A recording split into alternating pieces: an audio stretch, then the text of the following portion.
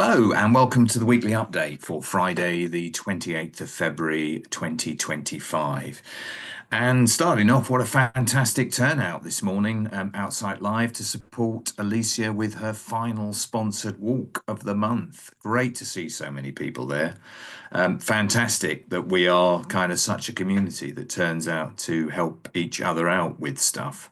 And really, really well done for Alicia for everything she's done over the last month, walking every day to raise money for Faye and her London Marathon, and the efforts that she's making to raise money for Disability Positive and Northwest Care Cooperative. So well done to everybody. Really good to see that kind of sense of community, of everyone pulling together and helping Alicia out and showing their appreciation for her. So brilliant, brilliant to see. Um, Bit of news for you. I'm going to post a link on the website that's come from People's Choice, and Janet's asked me to put on there, which is a campaign that MemCap are running, which is around changes that the NHS are proposing to waiting times in order to cut waiting times. And part of that will likely remove some kind of key objectives that the NHS has, such as providing annual health checks to 75% of people with a learning disability. So that objective is going to be removed, which might mean that people are unable to have their health checked regularly. So there's a bit of a campaign that MenCap are putting together. There is a campaign video, and you can find out more. And there's some information that I will post on the website if you want to find out more about that. And then finally, a bit of news this week is the board, Northwest Care Cooperative board met last week and agreed our budget for 25, 26, so starting from the 1st of April. The good news is that we are going to, we're going to remain solvent, which is always good news, but we're also going to be able to offer a 3% pay rise for everyone this year, which is good. It's quite difficult circumstances in which to do that, and it's worth kind of explaining something around that.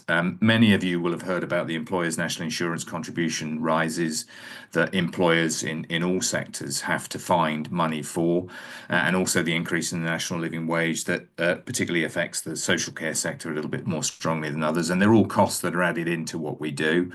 And locally, I know in Cheshire and Shropshire, an organisation called Partners for Care, which sort of works across a number of care providers, estimates that 1 in 10 providers may well go bust as a result of these challenges. Well, we're not in that position, which is good to say. We're able to fund what we need to fund and also pay a little bit extra or find the money for a pay rise of 3%, which is currently above the rate of inflation that's been running this year, which is good. I think the last month's rate of inflation has been at 3%, but over the last year it's been slightly lower than that, about 2.6. So it is slightly above the average over the year, so that's good. And we're able to do that and kind of bucking the trend in the sector for a number of reasons. The first of which is that we continue to grow. We've had more people joining us, so there's been more kind of money put through the business, as it were, which is great. The second thing critically for us is that we were set up as a not-for-profit business. The purpose for setting up Northwest Care Cooperative was to enable people to live their life well. And it's not to kind of generate profit. We don't have stakeholders or shareholders who've invested in the business who are looking for a return on it. We started the money with a grant. And we're not carrying a load of debt. It's not like Manchester United under the Glazer brothers, a way of kind of housing debt that they bring from other businesses into the care sector, which a lot of large care providers do. And critically, the final point is because we're not for profit, we're not paying shareholders, we're able to share the profits and benefits with the people in the organisation. So we are able to, achieve pay rises when sometimes we might struggle to do so. And I think it's also worth noting that our unique selling point really as a provider is that we offer our care and support with a direct payment rate locally. So if you are on a direct payment, you can afford to have care and support from Northwest Care Cooperative. We're a CQC registered domiciliary care, or registered as a domiciliary care agency by CQC.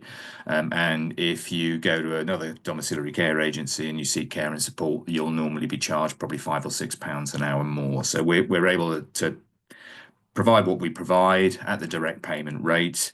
We're able to continue to grow. We're able to afford to deal with the vagaries of kind of life and the economy, and we're also able to generate a 3% kind of pay rise, and largely because we're a not-for-profit organisation. So a lot of really good things there, and it's quite an achievement actually in the circumstances. So you'll be seeing, if you're a PA, a little bit more money in your pay packet from payday on the 24th of April, which is good.